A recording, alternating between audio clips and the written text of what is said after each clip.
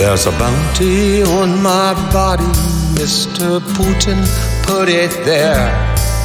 $100,000, but Donnie does not care.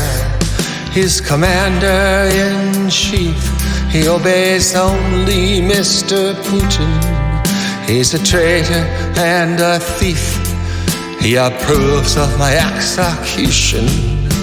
One day soon we will know how Putin pulls the strings of his terrified puppet president. We'll know all those horrible things.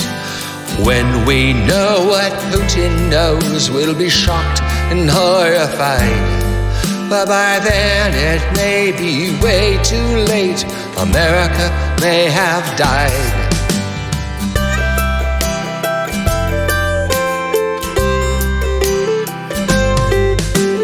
The enemy is not the state.